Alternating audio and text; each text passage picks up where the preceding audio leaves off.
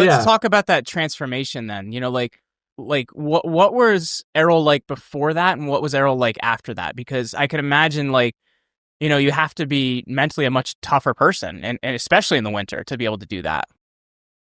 hmm Yeah. So it again, I still think it goes back to um, finding your desire. Hmm. I'm generally a pretty driven person, and if there's something I want, I can get pretty focused, like most successful people, right? Sure. And like most people, if there's something you want, you can get focused. That's the challenge, finding something you want. I get it, but that's a different conversation.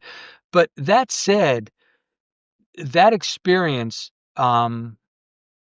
it really showed me that, and this is what they're trying to build, that anything is possible. Hmm. There were just things that I didn't think, they were asking us to do. I was like, I don't know that this is really possible. This has got to be a joke. And lo and behold, you find a way to accomplish things. And so, what did I become more driven after Buds? No, I don't think so.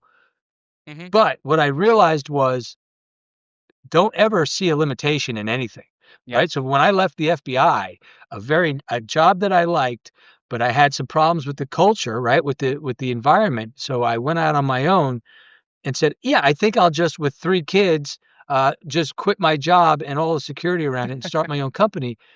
I don't know that I normally would have done that, but I knew now, no, no, if that's something I think is possible in some way, shape, or form, then it's possible. And that's really Hmm. what Buds that's where I came different out of it, a better mindset, like anything's possible. And it is.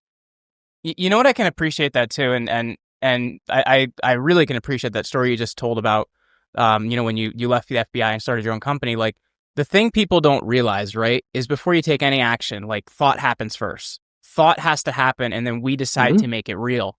So I think when we realize that we're the ones that create that, that's a really big deal, man. It's just your own faith in seeing it through. And I think a lot of times people just lose faith in that idea.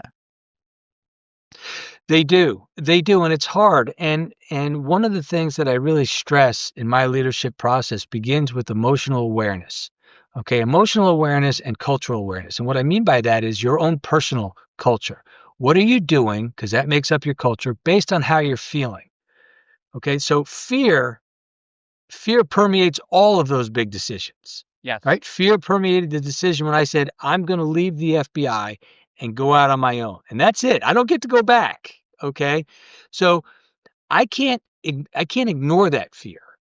Okay? I can't because if I ignore the fear, pretend it's not there, push it down, all that macho stuff, then I will start acting randomly on that fear. Okay, because it's an unconscious. There's a guy named Dr. John Sarno who was a medical doctor, did all sorts of things on back pain, and basically he attributed it to unacknowledged emotions, which are housed in what he called your unconscious mind. Hmm. Okay, if you don't acknowledge emotions, your body's a closed system. You will just start acting randomly. You'll act on those emotions without knowing it. So when I say emotional awareness, we have to embrace those things. We have to say, I'm afraid. Okay. Now, like you said, Jeremy, now what do I want to do? Correct. Because it's two separate conversations. I know how I am instinctively going to act on that fear. I'm going to just back away, retreat, not do it. Okay. But how do I want to behave? I Hmm. want to behave with a modicum of courage, so on and so forth. And now that will be my focus on the behavior. The fear. So if we just start saying we're not allowed to feel these things, we're in big trouble. Hmm. We have to. But then we have to decide, do I like how I'm acting on that emotion? Okay. Or do I need to establish a new behavior to act on that emotion? And when we have hard decisions, that's got to be the process.